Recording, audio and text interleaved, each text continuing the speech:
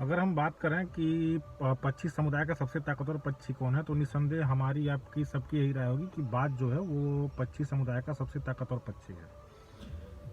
लेकिन क्या कभी आपने बाज से किसी पक्षी को लड़ते हुए देखा है? निस्संदेह नहीं देखा होगा।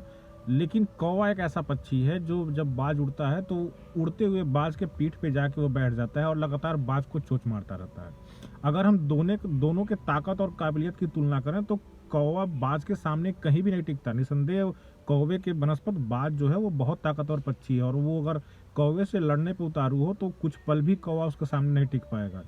लेकिन बाज अपनी ऊर्जा, अपनी ताकत कौवे से लड़ने में व्यर्थ नहीं करता। बाज अपने काबिलियत, अपने पंखों की ताकत का उपयोग करते हुए उस ऊंचाई को उड़ते हुए प्राप्त कर लेता है जिस ऊंचाई पे कौवे को सांस लेना भी मुश्किल हो जाता है।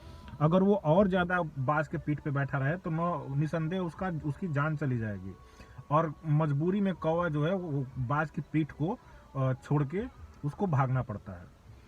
अब मेरे कहने का मतलब ये है कि बाज की काबिलियत और ताकत कौवे के सामने कई गुना अधिक है, लेकिन वो अपनी काबिलियत, अपनी ताकत कौवे को मारने में, लड़ने में व्यर्थ नहीं करता।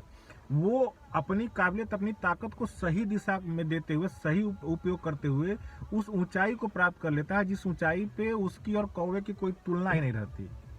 ये कहानी हमको ये बताती है कि हम किसी उद्देश्य को लेके, किसी गोल को लेके समाज में आगे बढ़ते हैं तो हमारी स्टेप बाय स्टेप ऊंचाइयों को प्राप्त करते हुए देख के बहुत सारे कौवे ऐसे समाज में हैं जो हमको, आपको डिस्टर्ब करना शुरू करते हैं, हमसे आपसे उलझना शुरू करते हैं।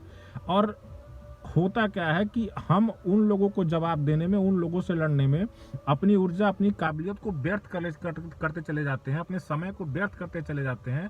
और जो ऊर्जा हमको उस ऊंचाई पे पहुंचने के लिए चाहिए होती है वो ऊर्जा इन बेकार के झमेलों में, बेकार के झंझटों में खत्म हो जाती है और हम अपने उस सफलता से, उस काबिलियत से दूर हो जाते हैं। और यही कारण है कि बहुत से काबिल लोग भी आपने अपने समाज में देखा होगा जो हर तरीके से काबिल हैं, लेकिन वो अपने उस डेस्टिनेशन को, अपने उस ऊंचाई को नहीं पा पाते क्योंकि वो उन तमाम उलझनों से जो रास्ते में आती हैं उनसे निपटने में अपनी ऊर्जा को व्यर्थ कर देते हैं। तो हमको, आपको क्या करना होता है कि बाज की तरह अपनी काबिलियत, अपने पंखों का उपयोग करते हुए जो ऊंचाई हमने अपने लिए तय की है उस ऊंचाई को प्राप्त कर लें। उस ऊंचाई पे जब आप पहुंच जाएंगे तो ये जो रास्ते की अड़चने हैं, जो ये आपको रोकने वाले तमाम झंझटें हैं, ये उस ऊंचाई पे पहुंच ही नहीं पाएंगे, सर्वाइव भी नहीं कर पाएंगे। और फिर वहाँ पे उनका और आपका कंपटीशन ही खत्म हो जाता है। आपकी काबिलियत उनसे बहुत ज़्यादा है। तो अपनी काबिलियत, अपनी ऊर्जा हमें बेकार के झंझटों से में ख़त्म करने से ज़्यादा उपयोगी ये है कि हम उस काबिलियत और उस ऊर्जा का उपयोग अपनी ऊंचाई, अपनी सफलता को प्राप्त करने में लगाएं।